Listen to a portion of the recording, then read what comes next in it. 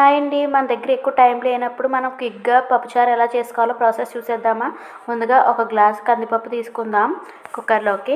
బాగా వాష్ చేసేసుకుని ఒక గ్లాస్ కందిపప్పుకి 2 గ్లాసులు వేసేసుకుని వాటర్ మనం మూత పెట్టేసి ప్రెషర్ రప్పిద్దాం. నెక్స్ట్ మనకి రుచికి సరిపడగా ఒక చిన్న నిమ్మకాయ సైజ్ అంత చింతపండుని నానబెట్టేసుకుందాం. చూడండి పప్పు బాగా మెత్తగా నానిపోయింది కదా! మనకి నచ్చిన వెజిటేబుల్స్‌ని వేసేసుకొని మనకి ఎంత క్వాంటిటీ కావాలో అంత వాటర్ కూడా వేసేసుకుందాం.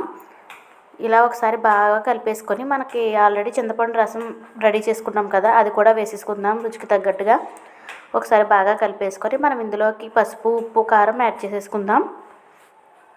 ఒక 1/2 టీ స్పూన్ పసుపు, ఒక రుచికి తగ్గట్టుగా సాల్ట్, ఒక 1 స్పూన్ వరకు కారం వేసేసుకుని బాగా కలిపేసుకుని మనం స్టవ్ పైన పెట్టేసుకుందాం.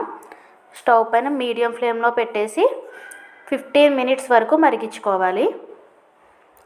చూడండి ఇలా మరుగు పట్టాక మనకు కొంచెం కరివేపాకు వేయడం వల్ల ఫ్లేవర్ బాగా వస్తుంది.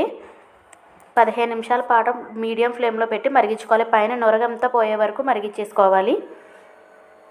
ఒక 10 మినిట్స్ తర్వాత మనం సాంబార్ పొడి కూడా యాడ్ చేసేసుకుందాం. ఈ సాంబార్ పొడి కూడా వేసేసాక బాగా కలిపేసుకొని మళ్ళీ ఒక 10 మినిట్స్ అలా వదిలేద్దాం, మరుగుతుంది. చూడండి రెడీ అయిపోయింది కదా సాంబారు. మనం ఇప్పుడు పోపు పెట్టేసుకుందాం. పోపు కోసం గిన్నె పెట్టేసుకొని మనం ఒక 4 స్పూన్ వరకు ఆయిల్ వేసేసుకుని వెల్లుల్లి రెబ్బలు ఒక 6-7 వరకు తీసేసుకుని బాగా వేపేసుకుందాం. ఇవి బాగా వేగిపోయిన తర్వాత ఇందులోకి మనం ఒక 1/2 టీ స్పూన్ వరకు ఆవాలు, ఒక 1/2 టీ స్పూన్ వరకు జీలకర్ర కూడా వేసేసుకుని బాగా వేపేసుకుందాం. ఇవి బాగా వేగిపోయిన తర్వాత కరివేపాకు ఎండుమిర్చి వేసేసుకుందాం. ఎండుమిర్చి బాగా వేగిపోయిన తర్వాత కరివేపాకు, కొత్తిమీర కూడా వేసేసుకుని బాగా ఈ పోపు అంతా బాగా వేగిపోయే వరకు వెయిట్ చేద్దాం. ఇంగు ఉంటే ఇంగు కూడా యాడ్ చేసుకోవచ్చు, యువర్ చాయిస్. ఇలా బాగా కలిపేసుకున్న తర్వాత మనం పప్పుచారులోకి వేసేసుకోవడమే.